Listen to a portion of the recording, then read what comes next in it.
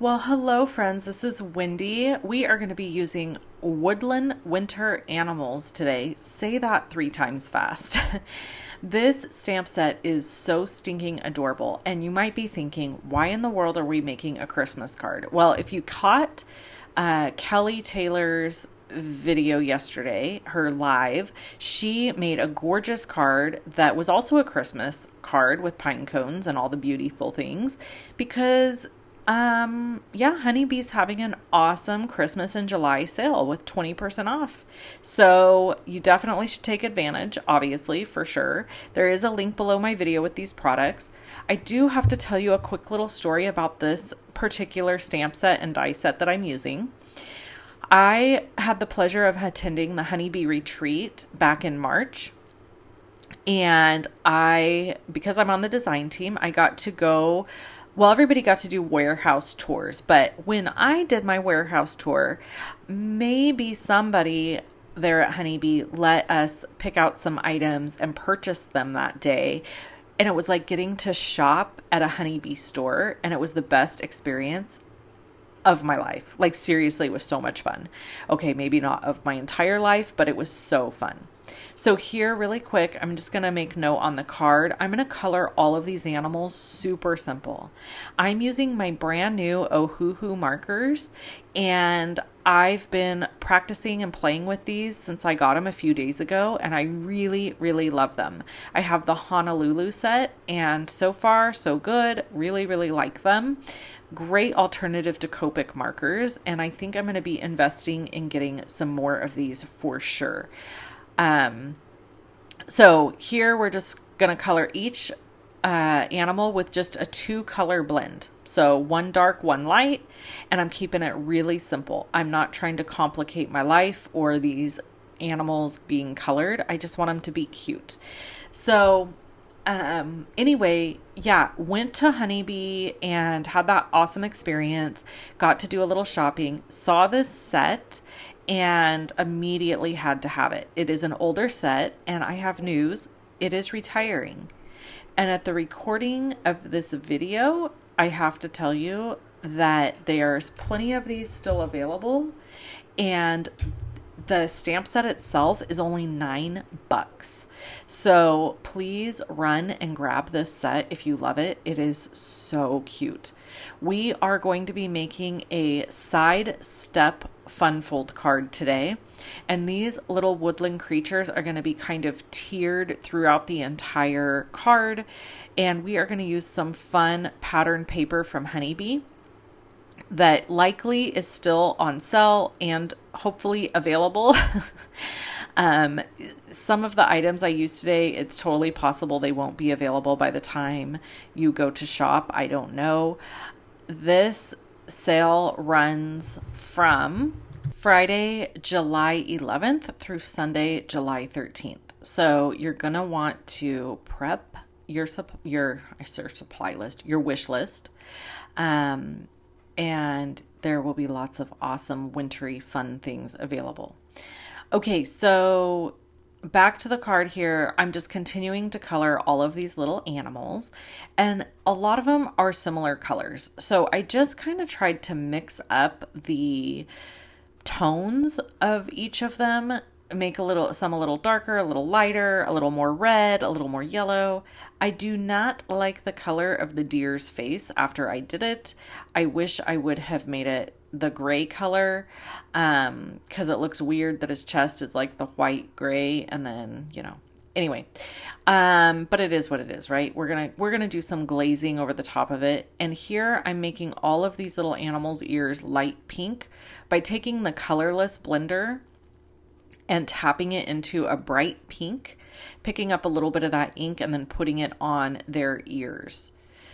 So here I'm doing a little color glazing, again, to just attempt to change up the color a smidgen so that all my brown animals don't look exactly the same color brown. I really did kind of struggle like this, just a smidge, because I thought, oh, is this going to look weird all on a card together, a bunch of brown animals? But it actually ended up working out great and looking really adorable. So The shadows I'm adding are underneath the belly there, where two objects meet. Here I'm going with my BR3, 2, and 1 to, or 1, 2, and 3, I guess I should say, to do his muzzle. And then I'm going to color all of their little what is that word? Accoutrements? their bedazzles, their scarves, and cutesies. The bunny has a gift, and the other ones have scarves. So I'm doing like monochromatic, which is the same color essentially on each other for their scarves. I considered making their scarves like actually a pattern with different colors, but then I thought, that's a lot of work, and I'm not sure that I have the patience for it today. So I went ahead and just added a dark and a light, like we talked about earlier. We're just two color blend, dark, light. And I have to say that when I'm in a space where a lot's going on or I'm overwhelmed, my recommendation is make things easier on yourself, not harder.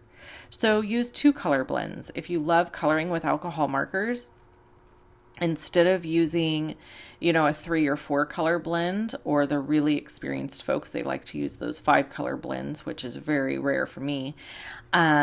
Just use 2 colors and your project will be just as beautiful. Or here, how about this? Use 1 color. You don't even have to shade.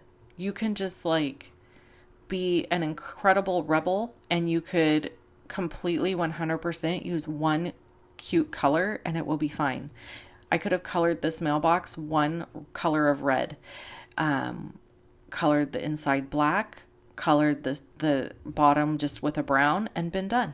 You know what I'm saying? You don't have to make everything fancy. Okay? That's my little permission to you to just, it's okay to not always have everything fancy. Some days we can do fancy and some days we can't. So that's how that works.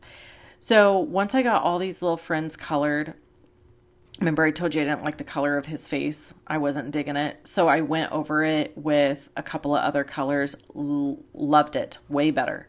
Here's that Winter Wonder paper stack. This is beautiful, beautiful pattern paper that you could use all winter long.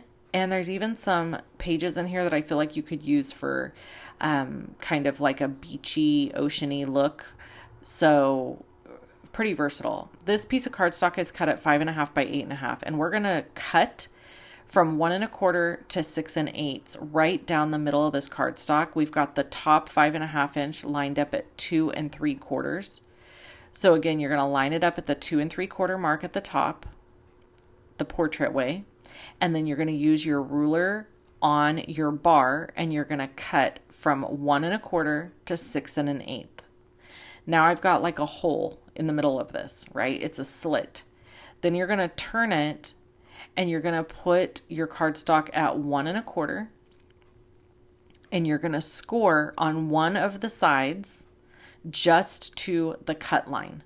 But whichever side you do that on, you have to do it the same on at each score line. So we're going 1 1/4, and then we're going to score at 2.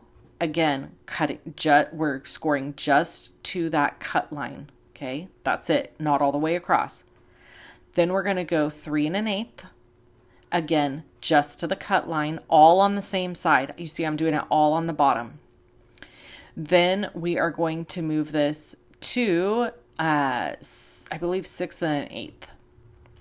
So I have to open up my trimmer to make sure I get to that 1/8 of an inch mark.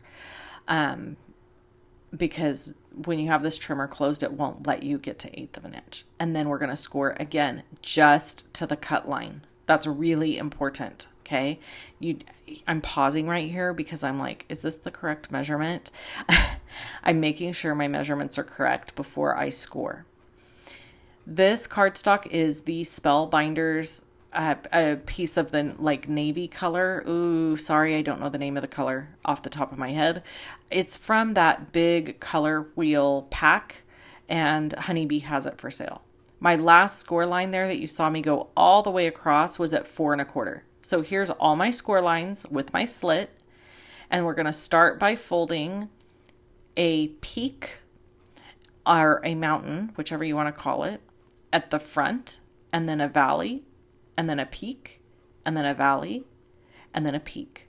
And then our 4¼ inch score line on the left side there is going to be a peak.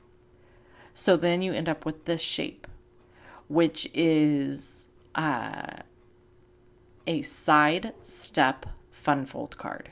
Side step fun fold card. Love, love, love this fun fold. Now, I went back in my old archives and I found my instructions for this. And what I'm going to do is I'm just going to copy and paste them and make and put them over on my blog, and I'll drop it in the comments below, just so you have the measurements on how to score this. Okay, then this little piece of pattern paper is 5¼ by 4 inches, and I cut away at the 1 inch, and I went down to, let me look at my cheat sheet. Sorry about that. I had it over on my other desk. I cut the pattern paper for the front at 1 inch on the 4 inch side. So I put the 4 inch side up at the top of the trimmer, cut it 1 inch, and I cut down to the 2¾ inch mark on the ruler. And then you turn the paper and you cut down to the 1 inch line to cut that piece away. So you're just cutting that chunk away. And then there we have this beautiful, isn't that pretty? Like, even without adding anything, it's pretty.